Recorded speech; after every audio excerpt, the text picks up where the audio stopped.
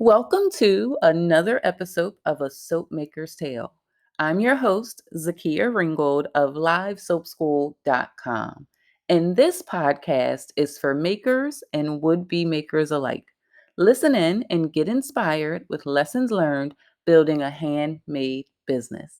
This week, we have Emely Bonife of Viera Naturals, all the way from the Philippines, to share her maker's tale.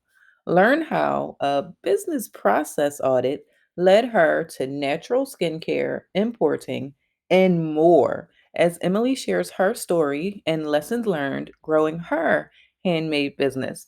Welcome, Emely. Can you introduce yourself to the listeners along with your favorite products to make? Hello, this is Emily Bonife of Viera Naturals. I love making massage oils, bath and body oils. So, as the title of the podcast implies, this is all about a maker's tale. And every maker has a getting started story. So, could you tell us, how did you get started with your handmade business? I stumbled into soap making and later on doing natural personal care products from one of my business process audit projects that I was doing for a local soap making company.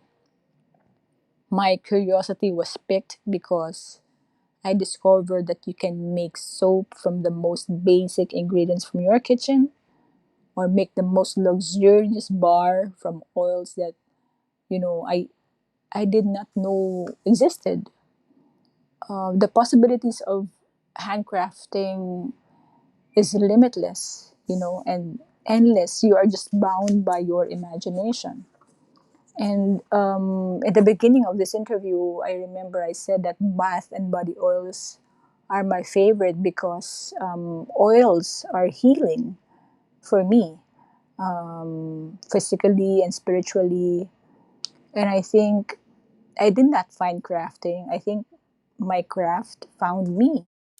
Yeah, they truly are limitless. I remember your session in particular at the virtual soap summit. Guys, if you don't know, Emily was a speaker at the virtual soap summit, and she did one of the most amazing, timely sessions on reusing cooking oil for your handmade soap, which was very popular and still to this day something that I refer back to when I'm thinking, can I use that old fish cooking oil? And Emily taught me that the answer to that is yes. So, Emily, how did you know that you were ready to go into business? Well, I didn't know that I was ready to start a business until I found myself actually doing it. Months after I took my class in soap making, I started doing bazaars in the malls, and when my friends would ask me to just sell them stuff, my soap, and then it's like a word of mouth. So my friends would say, "Oh, you're a soap maker now, so maybe you can send us samples and stuff like that." So I would tell them, "No, you can buy, and then I would give you samples."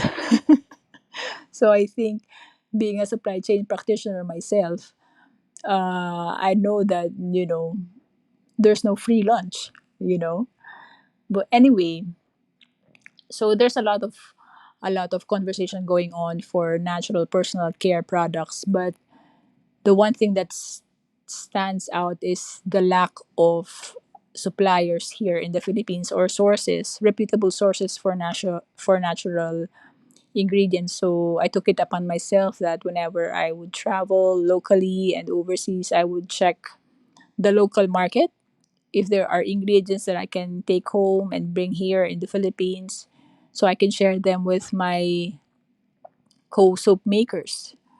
So aside from making soaps, I started selling the ingredients. And later on, I did like vetting of suppliers just to make sure that we are getting the real thing, especially with essential oils and herbs and the oils that we are using for our soaps. So I think, yeah, when that particular exercise has been going on for like 3 years already. And I joined one of, I think it's like an expo already. I met people from the Department of Trade and Industry and potential clients as well. So one of the clients asked, "Are you a registered business? Do you have official receipts?" So I said, "Yes, I'm working on it." And then what he said was, "Okay, as soon as you've established yourself, you have, all your documentations aligned and registered, then you come back to me and present your product." So that was the trigger actually of formalizing the business. This was in 2018. So from just like a pastime or part-time thing, or doing just like a hobby thing, it's now evolved into a formal business where a network of suppliers, a network of people that I can reach out to for anything, for referrals for another supplier, if I'm looking for other products, for other ingredients. And sometimes, friendships develop out of this network. And so, what I can say is that when I stopped asking if I'm ready for the business, that was a time that Yeah, I think a lot of us can relate to that. Hey, send me a sample. But I love how you said no free lunch and your ability to lean into your supply chain experience to really understand that there is a cost associated with everything. So I think that's really insightful. But then also your ability to see a need and fill it to source those quality ingredients like the butters, the oils, or herbs, like all of those things that are needed. And I think a lot of us here in the States take for granted our ability to just get these ingredients so readily. And so you actually built a network of not only business partners but friends. I hope I'm included in those friends. But you truly are inspiring in that way. So you decided. So you stopped asking the question, "Am I ready?" And so then, what kind of challenges did you start to face as you were building your business? as a business owner, there's a laundry list of challenges that we face every day. Like, first, it is not true that you own your hours, that you can work short hours. Because as a business owner, you breathe and live your business every hour. Even if you're taking a shower, driving a car, doing your shopping, or having your nails done, your hair done, what's in your head is your business. For me, I think the most challenging part would be compliance, government requirements, and of course, the bureaucracy that is attached to it. Second would be, of course, capital, without which you cannot do anything or put up a business without these two aligned together. So even if you have a lot of money, but you're not compliant, for me, that's not a business. And if you are compliant and you don't have the money, there's no business to speak of. So I think the challenge would be, again, as I said, the bureaucracy, the government rules, the law, the compliance part of it, funding, and finding the right people to work for your business. And I think as a business owner, you have to embody the organization. Like, embody meaning, you model the values that you'd like your organization to stand for. What are your advocacies? What are your values? Are you just driven by profit? What is your motivation? So there's a lot of everyday things that come up, and then that's the time you decide whether this is a challenge or an opportunity, or just leave it there, wait it out. So yeah, the challenge, I think, is for business owners to be true to themselves and to be totally committed to the organization that they'd like to put up. Wow, there's a lot to unpack there. You hit on compliance, you hit on capital, employees, as well as the ethos or the value system of your company. You also busted that huge myth that likes to go around, which is if you own your own business, you pick your own hours.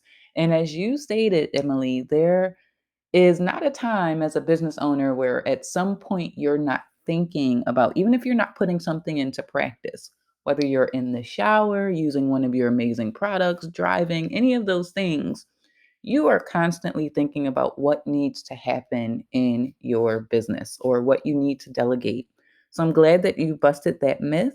And also, for all of you that are listening, no matter where you are, there are government regulations around what it is that you are doing in your business. And if you're not staying in compliance with that, you run the risk of your business being shut down, fined, or anything like that. So make sure you are aware of what those compliance requirements are and try and work towards making sure that you stay in compliance, whether that be with registration, fees, manufacturing processes, how you can or cannot label your products. Hopefully, you are not someone that's saying your soap can cure eczema in the United States anyway, because you do make it difficult for other makers and for those people that are advocating for the industry. So, just to kind of stay in that vein of challenges, we all face them, but how have you been able to successfully overcome those challenges? So I did overcome the challenges. So I'm speaking pre-pandemic situation where at the time that we were registering the business, my contract for my overseas work ended, and then I had the time to do everything myself. So I'm the messenger of the company as well as the managing partner and the formulator of the company. So everything rolled into one. So I did that, the registration with the revenue office, getting our official receipts, doing the marketing, and all the compliances met at the time of the registration, the basic minimum requirement. With regard to the funding, I have several partners who entrusted me with their money. So I've put up some inventory and started selling um, ingredients and soap through bazaars and online stores. I think the key to overcoming these challenges, or any challenge for that part, is to take action. Sometimes we find ourselves just conceptualizing things and thinking, oh, this is a solution for this is a solution for that, until we find ourselves facing the same situation because we did not take the necessary action to complete or overcome the challenge. So I think in any problem or challenges that we face in our businesses, it is really to think things through and put them into action. I think it is our commitment that would help us overcome any challenge that we face, whether this is for our business, for our customers, for our suppliers.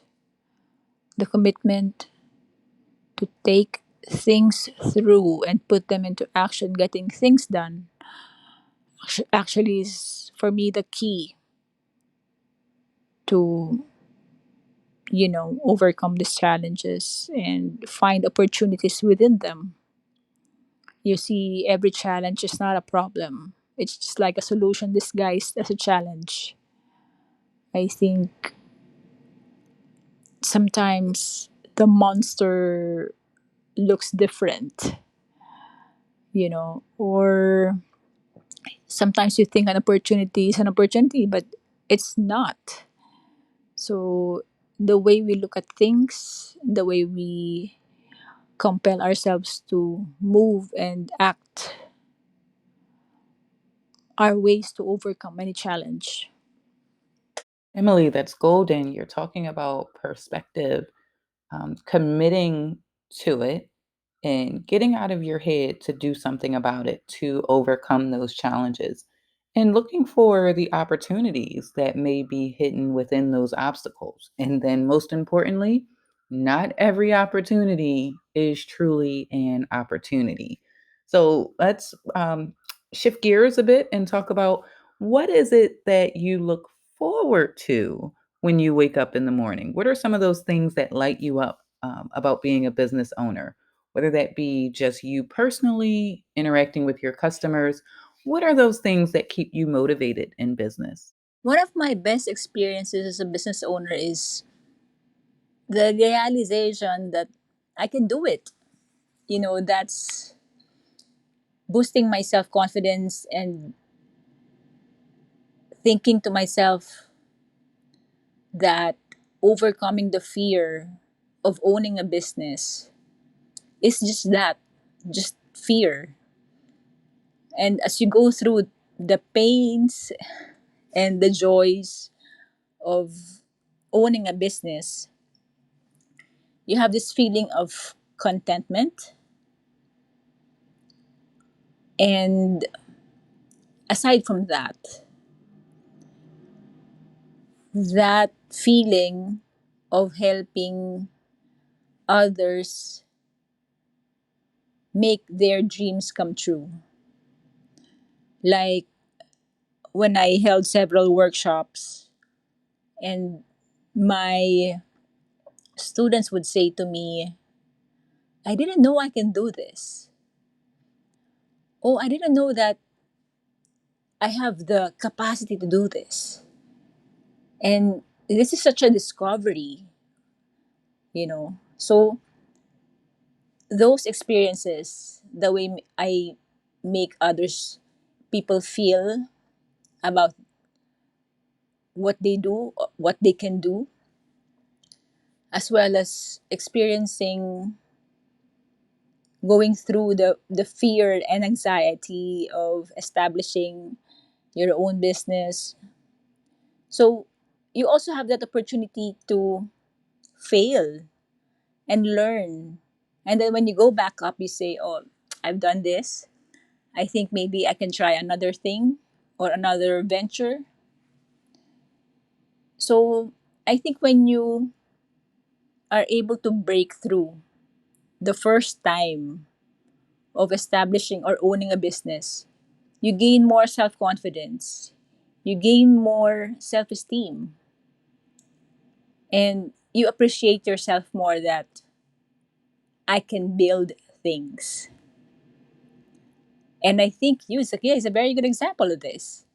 You know, you started a lot of ventures and actually, riding on that energy of creating, building up, regardless of any hindrances or, situations, you always find yourself creating and building businesses. I never thought about the constant fear and anxiety that we go through. Like it's there and it's ever present.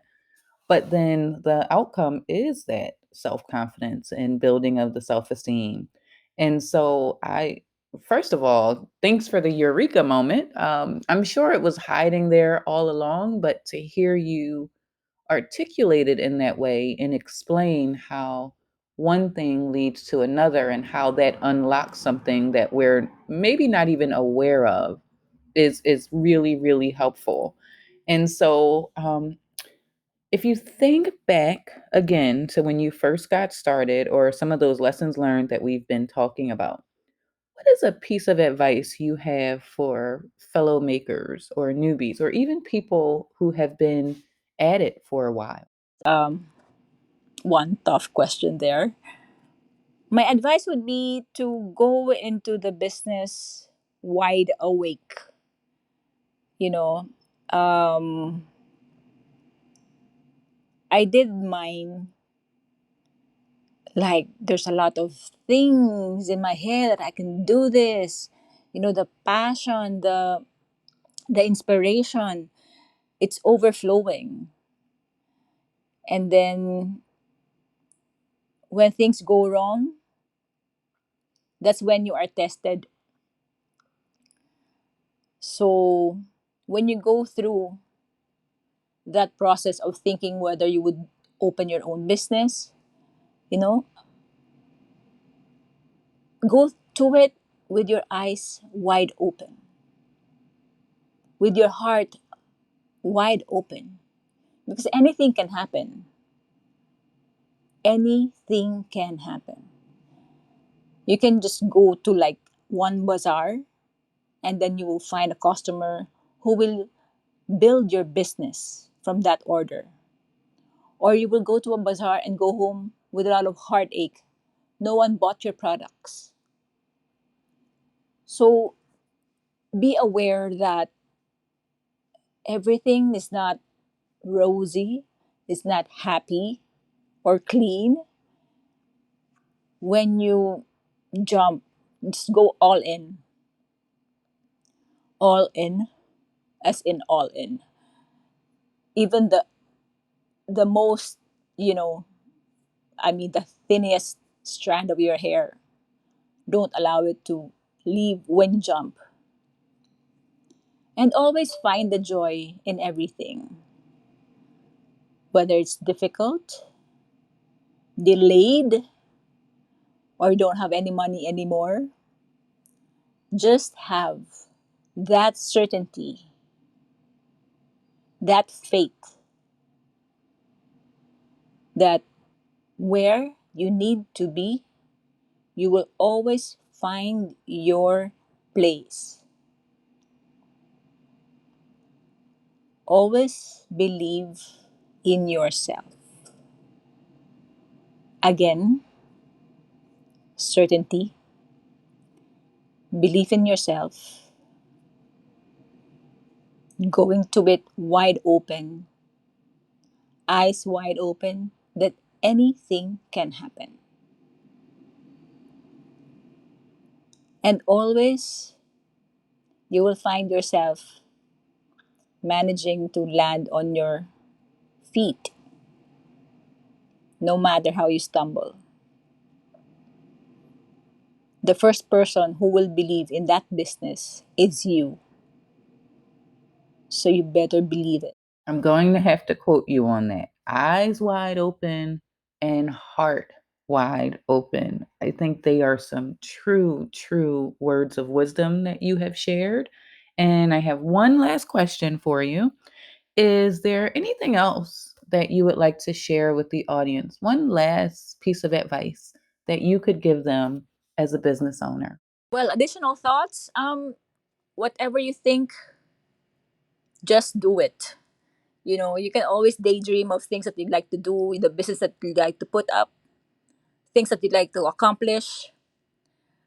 The next best thing to do is act on it. Okay? You will always find yourself where you need to be. Well, that's it for this week's episode of A Maker's Tale. A special thank you to Emily Bonife of Vieira Naturals. What I really took away from her insight is that even when we think it's just something we are experiencing, Others are probably going through similar challenges. And how we respond and act on challenges will determine where we go next. Thank you, Emily. And links to Emily's website will be in the show notes at livesoapschool.com. I'm your host, Zakia Ringgold, inviting you to go out and build something amazing. Thanks for listening.